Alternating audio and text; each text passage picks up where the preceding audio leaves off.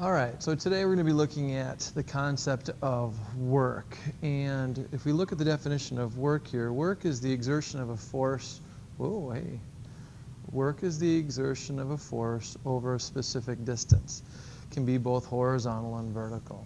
So the exertion of a force, remember, force is a push or pull in a specific direction. And so when we do work on something, it means that we're actually pushing it or lifting it, or it's not necessarily carrying it, because once we've gotten it up into our arms, we're not doing any more work to it. But as we push a filing cabinet, as we lift our backpack up to our shoulder, we are exerting work. We're exerting a force over to a specific distance. And again, it can be both vertical and horizontal then. As we take a look at then the equations for this, as we can see then, work is going to be the force times a distance. The units of measure is a joule, capital J, which is actually a measure of energy. So you're looking at the energy output. We can also then measure this when we start looking at the efficiency of machines and things like that, that some machines will be more efficient than others as we look at that. So again, work is force times a distance. We then have a new equation for distance, which is work divided by force. The units for distance is meters, and I highlighted that because I want to make sure that if you don't have your distance in meters, you have to convert that to meters.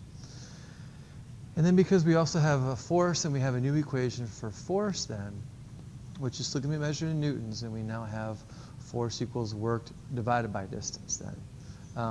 And again, that can still be considered a weight. So let's not get confused by that part either then. So as we look at these problems then, some things to take into consideration. Again, this is kind of, these will get more complicated as we start to look at these things. And so to continue to make sure that you're following the process as you go through these really does help. Determine the amount of work. That 6 meters is a distance. And then we've got 1,000 newtons is a force. So we can say a person exerts 1,000 newtons to push a piano across the floor, a distance of 6 meters. Determine the amount of work done on the piano. Now, what you can also do too is you can figure out then, if we look at this word exerts, that's what we mean by doing. So if we draw a picture of this, we can kind of actually make this fairly, hopefully simple here for us, is the fact that a person exerts, which means if you can think of the word exert or put yourself in the position saying that you are doing it, so a person is exerting, or you are exerting 1,000 newtons of force to push a piano across the floor a distance of 6 meters then. Determine the amount of work. So work is equal to force times distance. We have a force of 1,000 newtons times the distance of 6 meters. So we now have 6,000 joules of work done. Now, another one that I want you to kind of see then as we take a look at this one would be here in number 4 then of these partner problems then. A person in a wheelchair with a combined weight of 760 newtons is pushed a total of 8 meters and then is lifted 1.5 meters. Determine the total amount of work done if the force required to push the wheelchair is 210. This is where drawing pictures really kind of comes into play. And so, kind of set this up for you. You've got a person in a wheelchair with a combined weight of 760.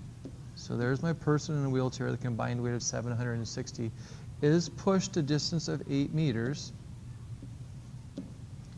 and then lifted 1.5 meters. Determine the total amount of work done. Determine the total amount of work if the force required to push the wheelchair is 210.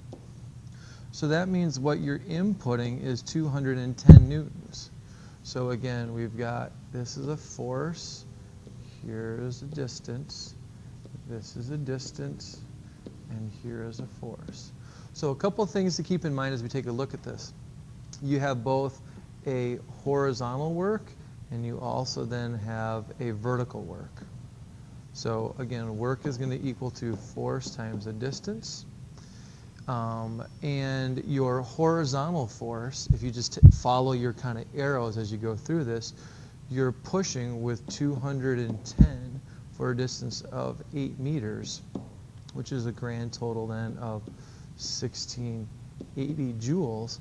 And then your other one is that you've got now a vertical force times the distance. So you have 760 times 1.5.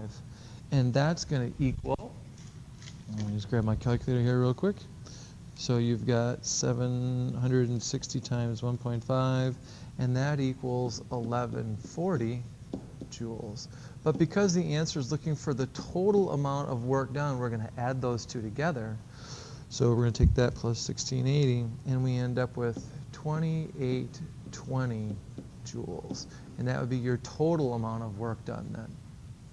So a couple of things then always help to make sure that if you draw pictures, that really does help, and to continue to keep underlining and circling your units in the questions as work and then our next units of power and efficiency and mechanical advantage become more difficult. The pictures and the way that you set this up is going to become really important. So what I'd like you to do is to try the rest of the partner problems then for work. Circle the ones that you're having questions with, and go ahead and try them all, and if you can't understand it, just circle the question then, so that way then on Monday I can help you with that so that we can take a look at the rest of the homework then.